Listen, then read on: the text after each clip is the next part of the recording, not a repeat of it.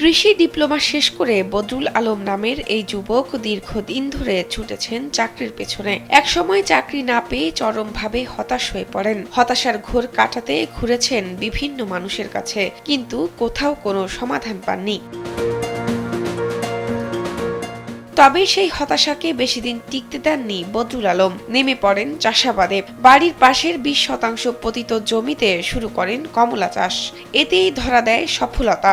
ধীরে ধীরে বড় করতে থাকেন বাগান। শুধু কমলাই নয়, বদরুল আলম কমলার পাশাপাশি মিশ্র ফল ও ঔষধি বাগান গড়ে তুলেছেন সেখানেই। তার বাগানে বিভিন্ন জাতের কমলা ও দেশি ফলের পাশাপাশি রয়েছে 3 ফল, অ্যাভোকাডো, অ্যালোভেরা ও নানা ধরনের ক্যাকটাস।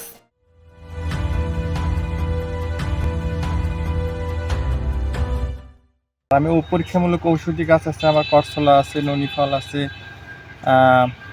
তারপরে আপনার অনেক বিদেশি ফলও আছে, ডুরিয়ান, আপেল, অ্যাপ্রিকট, এগুলো নিয়েও আমি কাজ করতেছি।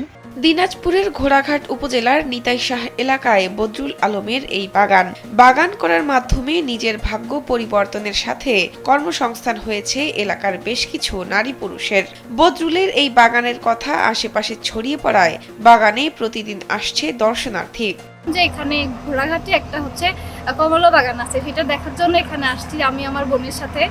তো এসে আমার অনেক ভালো লাগছে, জায়গাটা অনেক সুন্দর, মনোরম পরিবেশ। ফেসবুকে আমি দেখলাম যে এরকম আমাদের ঘোড়াঘাটে সাইডে একটা কমলা বাগান আছে, তো দেখে ভালো লাগলো খুব, এই জন্য চলে আসলাম দেখার জন্য।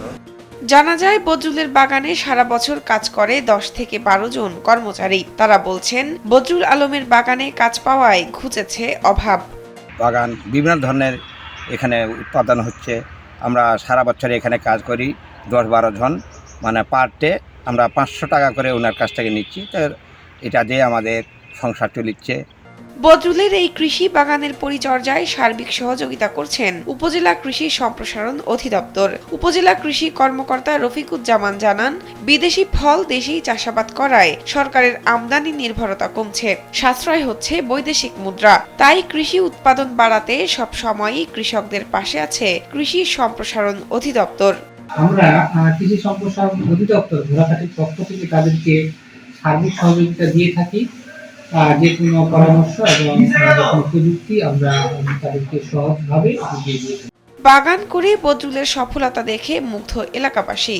বেকার যুবকদের অনুপ্রেরণার নাম এখন বদরুল আলম। তাকে দেখে অনেকেই এগিয়ে আসছেন চাষাবাদে, স্বপ্ন দেখতে শুরু করেছেন নিজেদের নিয়ে। শাহনাজ পারভীন, কালবেলা।